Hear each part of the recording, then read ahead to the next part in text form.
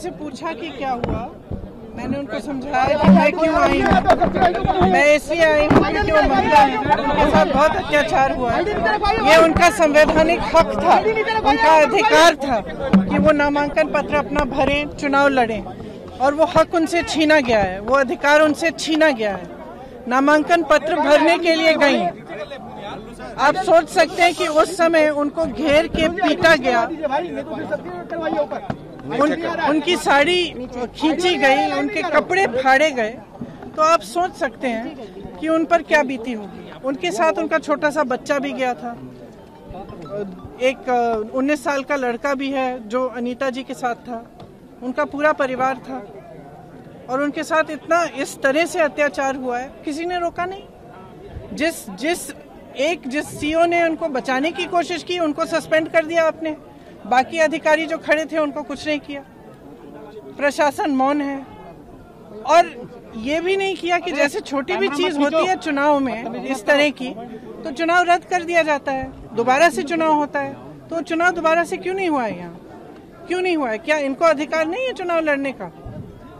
क्या कोई आके 10 गुंडे को लेके मारपीट करके चुनाव जीत सकते हैं? क्या ये है हमारा लोकतंत्र आज? तो हमें ये पूछने की जरूरत है, आप लोगों को सवाल उठाने चाहिए।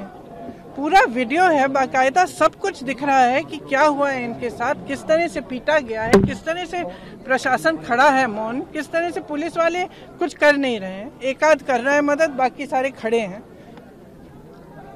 तो क्या आप अपने प्रदेश में यही चाहते हैं, देश में ये चाहते हैं कि लोकतंत्र की इस तरह से धज्जियां उड़ाई जाए?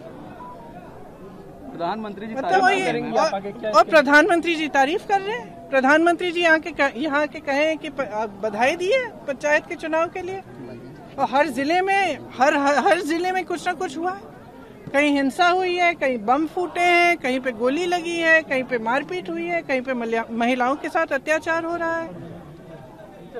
आप इसमें क्या जिस तरह समाजवादी पार्टी के अध्यक्ष अखिलेश यादव जी ने तो इनको लखनऊ बुलाया था, चल के लोग गए थे, आप मिलने आई, इसको किस तरह परिवार के तौर पर? मैं मिलने इसलिए आई हूँ, महिला है, मेरी बहन है, और मैं उनको ये बताना चाहती हूँ कि इस देश की एक एक महिला, उत्तर प्रदेश की एक एक महिला, पूरे भारत देश की एक एक महिला इनके साथ खड़ी है। मैंने इनसे कहा आप घबराओ मत, हौसला रखो, एक दिन वो नामांकन पत्र भरोगी और वो चुनाव जीतोगी, और जरूर लड़ो। तो हम सब लड़ेंगे उनके लिए। ये लोकतंत्र की लड़ाई है। महिलाओं को आरक्षण क्यों दिया है लोकतंत्र में? हमने क्यों दिया गया है? ताकि महिलाओं का अधिकार बने। और ये स्थिति आपने बना दी है कि महिला अपना नामांकन भरने जाए और आप उसकी पिटाई करके उसको वहाँ से मतलब नामांकन भी नहीं भरने देंगे।